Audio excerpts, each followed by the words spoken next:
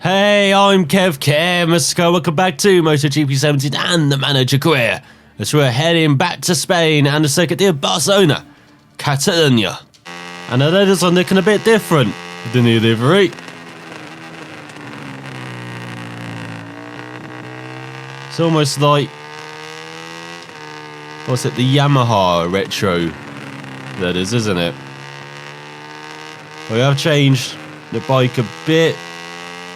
New Nooks rise for this race as let's go around the right chicane for what will probably be the only time as well. As I remember after the last race round, I thought, oh, we're going to be sticking with this layout for the foreseeable future for MotoGP, but with the new agreement with the Circuit de Barcelona-Catalunya, which has happened since that race last season for Peugeot, so around 3 weeks ago or 4 weeks ago now. Now, one of the terms, one of the reasons we're going back to the Circuit de Barcelona-Catalunya is that they're going back to the old layout, but they're pushing back the grandstand where the fatal accident of Lewis happened. So there's going to be more runoff there, which is very good to see, and was no touch wood, hopefully nothing like Solon we will see ever again around this circuit. But it is good to see that we're going back to the old layout, more throw-in layout than this one. I'm not the biggest fan of this one. I can understand why F1 can't just move a grandstand back, because they have to move the main grandstand back, which is their main issue, as there are a number of cars who crash out of that final corner, go in the grandstand and come immediately back onto the track. Like the likes of Alex Young, I remember, in 2002, or Andrea Montanini back in 1994, I think it was, or 95.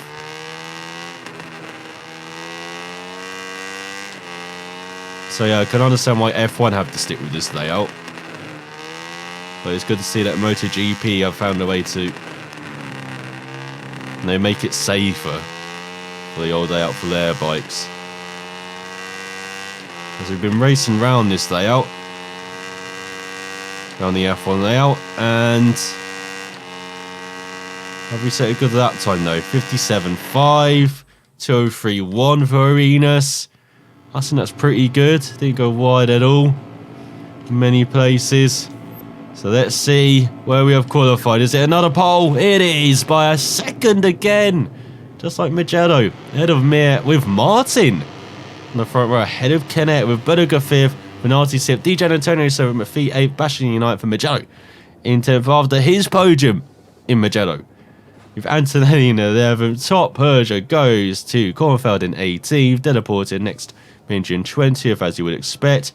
Where's our teammate? 26th! He's racing up the order. He's broken up Boa and Herrera. Arenas down to 28th. And Jasic off in the teammate. Yes, he's 5 seconds off the pace, but his best qualifying so far. So can we keep up the positive momentum here in the race and grab another victory with Dan MacDonald? As here we are with Yellow still at the top now. No longer blue, he's yellow. He's very mellow. It's like, even on this warm-up, look at that, he's just letting everyone go in front. As they go further down the field, you can see there is Binder in 24th. And then on the next page, there is Magnum in 26th. Fantastic qualifying. And also Bowen Herrera. As there's the Thai rider, the Japanese rider, and Finnish Patrick at the back. As that new livery, of course, it brings like half a second with those racing stripes added now. That's obviously the main difference from the previous livery. But let's see if we can have another fantastic race. As the lights are out for this 6th lap epic, which is about to happen. Mir and Martin getting in front. But here comes the Mahindra. Not losing out on the straight line. Here comes Canet. Here comes Bullock. Is he making it 4 right? The first corner, not quite. Small goes through the middle and takes the lead. Takes the whole shot. When have I ever said that? That's like I have. This is 0.3 of a second ahead of Martin. Ahead of Mir. Mir's dropped back. Be interesting where Canet is as well. Of course, we're hoping Mir drops back because what the hell? Once again, we're having some of those graphical issues around here in Catalonia, just like last season. Look at that milestone. It's slightly wide in the left-hander. We get a good exit there, all over the exit curve. So keeping ahead of Mir now. He's got ahead of Martin. Slightly riding that left-hander though. Not a good run up the hill towards Kampster for the first time. Take this corner in, I don't know, second or third gear. Took it in second there, but ran wide. Never hit the apex, and now Mir's going to have a run at us. Heading into the hairpin. So desperately on the brakes here. Trail braking all the way through it. You can see Mir's right behind us. We've got Bulliger up to third ahead of Martin. Up to second. And there he is. Hello. How you doing? Good to see you back up here. Oh, the season's stuck in the midfield so far. It's all slightly wide in the chicane. Bikes just feel so clumsy over that chicane. A bit like the F1 cars. So go wide a bit in the final corner, but we kept on the power. Have a good run. So go across the line onto the second lap. Passes out to a 1.5 from MacDonald as Mir's back up to third ahead of Bulliger. To break around 60 metres into this first corner. Probably make that in 50. Get down the second gear. They got almost a second lead over Martin. He's now been overtaken by Mir and Bulliger. They got a second lead over Mir. Tyres haven't even lost their shine yet as well. Nicking at the bottom right. This is going too well for MacDonald. Let's go into the right. Again, this is a track a bit like Mugello, which is a bit kinder to us opponents race. It's been kind to us in the past. We had our best race round here in the first season. Battling for a podium in places, battling for a top 5. In the end, getting a top 10. And last year, actually getting a podium across the line, but having a time penalty. So always been pretty good round here, even on the Peugeot. And now on the Mahindra, it's just overkill, it seems like. This is like Lorenzo when he was on the Yamaha. Just taking the whole shot and easing away from the field. It's like Michael Schumacher in his prime at Ferrari.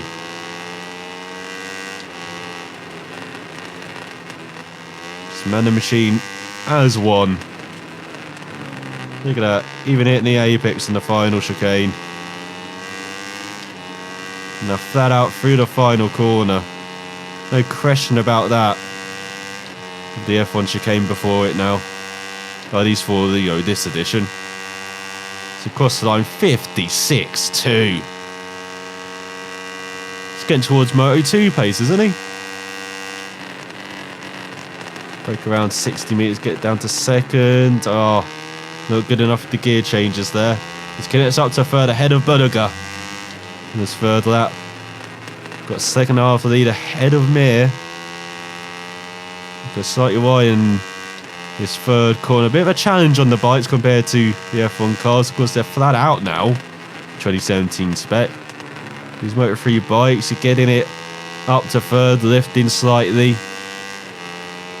And then you can get hard on the power around, what, 30% of the way around that corner. Go wide again in second gear. We're trying to be smooth here. Trying to save a bit of the tyres as well. Again, not much taken out of them so far. He's got a second half gap to Mir. He's got Canet behind. So it's a bit like last year for those two, you know, a bit lonely in second and third, but they were first and second in that race. This time they've got MacDonald in front. It's all braked way too much into the hairpin. Still maintaining that gap to Mir. We've got Butter up to third though, ahead of Canet. So Canet's maybe not having a lonely race. That's the Italian. Tries to re-establish himself right at the front end of the field. It's all going wide into that chicane. So easy, outbrake yourself. So that final section, as I said, feels so sloppy on a bike. Even more sloppy than a car. I think we got a good exit there. Kept it, you know, full of beans for that final corner. And we lost a couple of tenths of a second to Mir, but still the gap's over a second.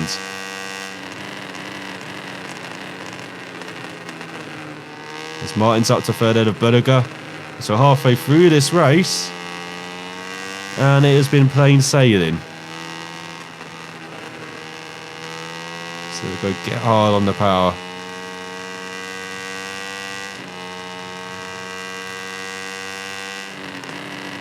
So I'm not the biggest fan of this, you know, layout, but the layout they will be returning to next year. Love it on the bike. Loved it on the car as well. The F1 cars. Just a shame that they can't move the main grandstand for the F1 cars, so they can go back to that layout. Just with the grandstand, you know, like 100 meters back. Or 500 meters back, a kilometre back, and then to the side, you know, like half a kilometre. Then we could maybe have that whole day out back for F1. And then you probably have to move the barriers here as well, because F1 used, you know, that hairpin instead of the more flowing section which they used to have. But I think that was changed for overtaking purposes, wasn't it? If I remember correctly. As well, we're going very wide in the final part of that. Getting very messy on this fourth lap. It might have allowed Mir to catch up a bit now. That lead might be under a second. It's getting a bit sloppy now in the middle part of the race. This is normally our strongest part, but not this time around. 57.5, yeah, Mir under a second behind, Martin in third. Canet and Berger as well right there. Break around 50 metres, and yeah, you can definitely take that at the 50 metre mark. As Canet takes third away from Martin. And then we gain a half second back in that first sector. That's in the Roy bout. On this penultimate lap. With just a messy sector there. In that final sector.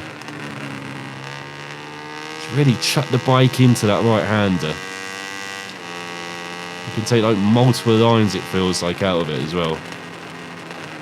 Down the first gear here for the left. Down the hill. Definitely don't want to touch that curb on the inside. Like most of the corners here. It's only really this corner you want to be touching the curbs. And kind of track extend. Now use all of that curb on the right-hand side. Then definitely avoid the curb here on the inside Campser. Oh, them hinges whining. Some really gunning the rev range there, rev limit. We get out of the hairpin in second gear. Again, preserving the tyres slightly. Just put on to that. So we've lost half of them. Tyres have gone pretty quickly actually in the middle part of that. Part of the race, should I say.